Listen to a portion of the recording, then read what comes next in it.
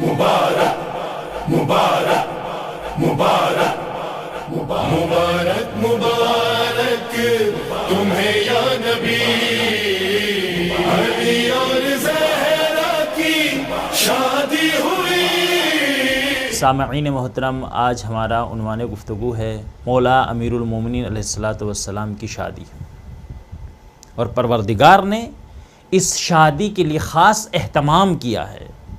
سب سے پہلے رضوان جنت کو حکم دیا کہ جنت کو خوب سجایا جائے۔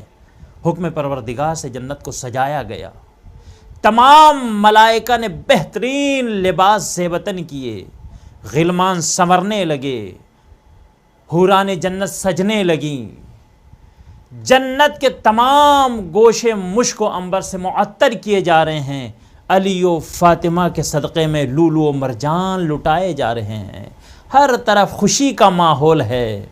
اسی اثنا میں آواز مشیت آئی۔ علامہ مجلسی علیہ الرحمہ بحار الانوار میں تحریر فرماتے ہیں کہ ادھر خوشی کا ماحول تھا، ادھر آواز پروردگار آئی، اور راحیل نامی فرشتے کو حکم ہوا کہ خطبہ نکاح پڑھے۔ راحیل نامی یہ فرشتہ تمام فرشتوں میں سب سے فصیح و بلیغ فرشتہ تھا، اس سے زیادہ کوئی فصیح و بلیغ نہ تھا۔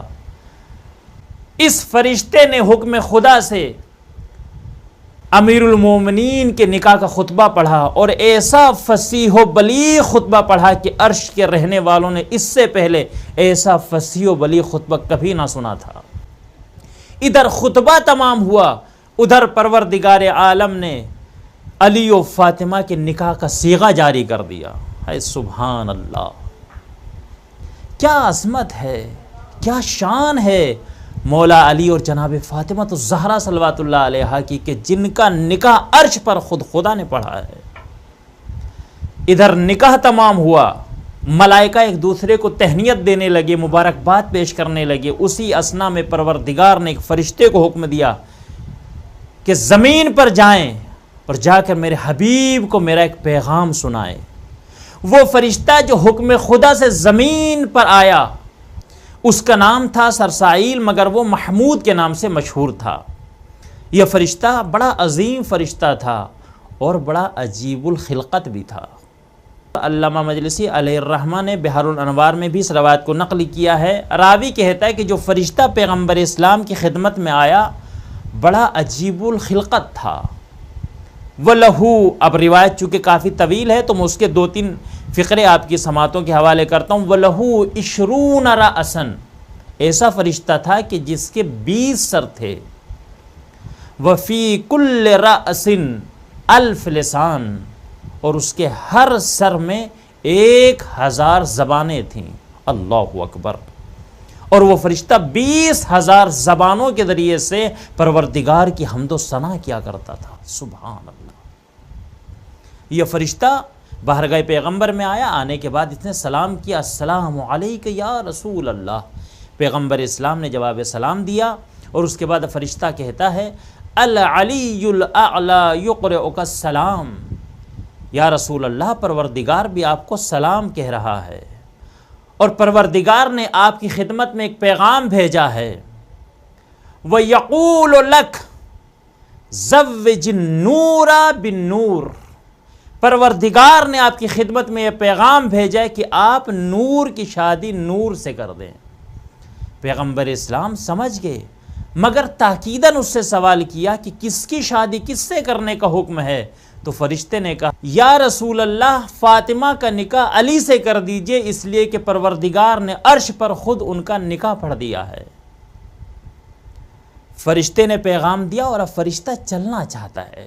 جب فرشتہ بارگاہ رسالت سے نکلنے لگا تو روایت کی فقرے یہ ہیں کہ ایک مرتبہ رسول اللہ کی نگاہ اس کی پشت پر پڑی، اس کے دونوں کندھوں کے درمیان میں ایک عبارت مکتوب تھی، لکھا ہوا تھا لا الہ الا اللہ محمد الرسول اللہ علی بن ابی طالب علیہم السلام مقیم الحجہ۔ جیسے ہی پیغمبر اسلام نے اس عبارت کو دیکھا، فوراً کہا سرسائیل ذرا ٹھہریں۔ حکم پیغمبر ہوا، سر سیل ٹہر گیا۔ پیغمبر اسلام نے فرشتے سے سوال کیا کہ مجھے یہ بتا، یہ عبارت جو تمہارے دونوں شانوں کے درمیان میں ہے یہ کب سے مکتوب ہے؟ تو فرشتے نے کہا یا رسول اللہ، اس دنیا کی تخلیق سے 12,000 سال پہلے پروردگار نے میرے شانوں کے درمیان میں اس عبارت کو تحریر کیا تھا۔ سبحان اللہ، کیا عظمت ہے ان ہستیوں کی۔ دنیا کی تخلیق سے 12,000 سال پہلے کیا لکھا تھا؟ کہ اللہ وحدہ لا شریک ہے، محمد اس کے رسول ہیں، اور اس کے بعد بڑا قیمتی جملہ تھا، اگر آپ کی سماعتوں تک پہنچ گیا، اگر سمجھ گئے تو انشاءاللہ بہت محسوس ہوں گے۔ اس کے بعد ایک جملہ لکھا تھا وَعَلِيُّ بْنُ أَبِي طَالِبٍ عَلَيْهِمُ السَّلَامُ مُقِيمُ الْحُجَّةِ کہ علی ابن ابی طالب حجت کو قائم کرنے والے ہیں۔ کیا عظمت ہے، کیا شان ہے، کیا مرتبہ ہے ان ہستیوں کا کہ دنیا کی تخلیق سے 12,000 سال پہلے فرشتوں کے شانوں کے درمیان میں اتنا عظیم جملہ لکھا ہوا تھا کہ علی حجت کو قائم کرنے والے ہیں۔ عزیزان گرامی، فرشتہ آیا اور پیغام دے کر چلا گیا۔ ایک صحابی سے کہا کہ علی کو بلا کر لائیں۔ صحابی گیا، مولا کائنات سے کہا کہ رسول اللہ آپ کو طلب فرما رہے ہیں۔ مولا کائنات بارگاہ رسالت میں آئے، آنے کے بعد سلام کیا اور نظروں کو جھکا کر بیٹھ گئے۔ رسول اللہ نے علی کے چہرے کی طرف دیکھا اور دیکھ کر کہا اے علی، میں دیکھ رہا ہوں کہ آپ مسلسل 2 روز سے میرے پاس آ رہے ہیں کوئی حاجت لے کر، مگر آپ اپنی حاجت مجھ سے بیان نہیں کر رہے ہیں۔ علی، اگر کوئی دل میں خواہش ہے تو اس کو ظاہر کرے۔ جیسے اجازت ملی تو مولا کائنات علی علیہ السلام کے لبوں کو جنبش ہوئی اور مولا کائنات نے شہزادی کونین کے رشتے کی خواہش کی۔ ادھر مولا کائنات کے لبوں سے یہ جملے نکلے، خوشی کی وجہ سے رسول اللہ کا چہرہ کھل اٹھا اور مسکرا کر کہا علی، یہی خوشخبری دینے کے لیے تو میں نے آپ کو یہاں پر بلایا ہے۔ آپ کو مبارک ہو کہ خدا نے فاطمہ کے ساتھ آپ کا نکاح عرش پر پڑھ دیا ہے اور مجھے حکم دیا ہے کہ زمین کے اوپر میں شادی کی تقریب منعقد کروں، لہٰذا آپ جائیے اور جا کر جو شادی کے اخراجات ہیں ان کا انتظام کیجیے۔ مولا کائنات نے دست ادب جوڑ کر عرض کی یا رسول اللہ، میرے پاس تو کچھ بھی نہیں ہے، صرف ایک تلوار ہے، ایک گھوڑا ہے اور ایک زرہ ہے۔